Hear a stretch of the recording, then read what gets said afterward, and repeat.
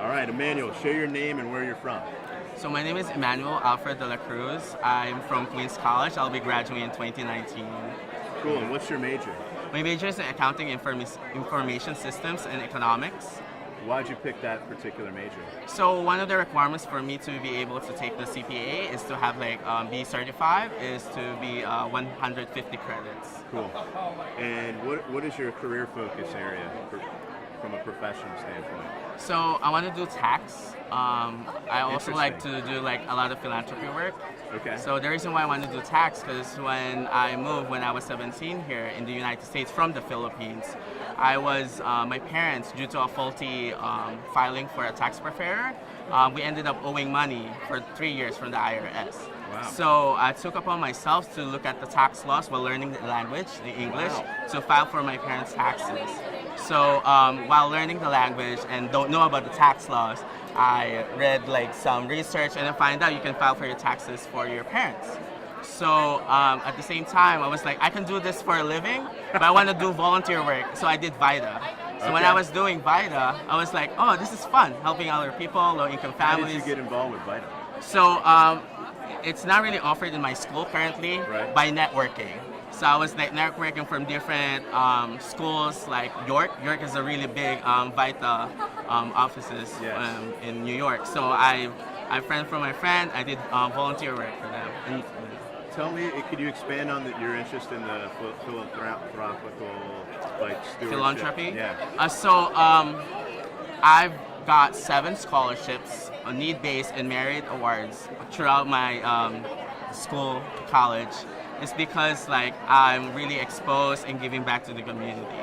So I did volunteer work for 2 years for the local church that I go to, in the state of Utah. So I did volunteer work there, a lot of dictionary recorder programs, fundraisers and stuff like that throughout Utah.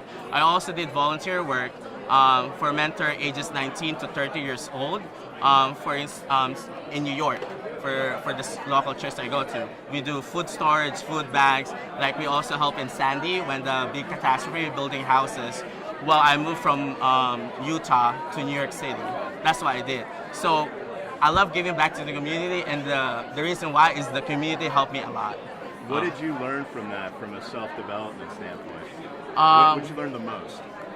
I learned that true happiness is when you help other people without any expectation to giving back in return.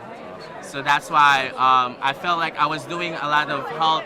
I want to be nursing before. Really? A lot of Filipinos want to do oh, you should go in medical field. I tried that. It wasn't for me. And I find out by helping other people, by taking a lot of accounting classes, there's different ways how you can help other people. Not only for just actually need-based, but also for their taxes, filing people's taxes, or doing financial literacy workshops in school or different places. Tell me about if you think about your future, what do you want to be when you grow up? I could see myself doing a lot of philanthropy work. Yeah. Doing a lot of actually funny story. So I won the AICPA scholarship development program before I even before I even went to Queens College. I won that. So this year they invited me to come back to be one of the panelists, alumni panelists. Next to me were alumni from Deloitte, PwC, incoming PwC, and then EY. I was a student and also I don't have any prestigious job lined up for me, but I was next to the people who are alumni next to me. And then the students, when after the panelists, there's a whole line talking to me because they know, because I have a lot of rejection. Last year I didn't get any offers from the SN convention, but I'm still here. I got an offer from the Dean of Faculty, which I really got acquainted with. A lot of the professors that I had last year, previous year, they approach me now because I do the travel vouchers expense report. So when you go to conventions such as this, they approach me before they even go to anybody else.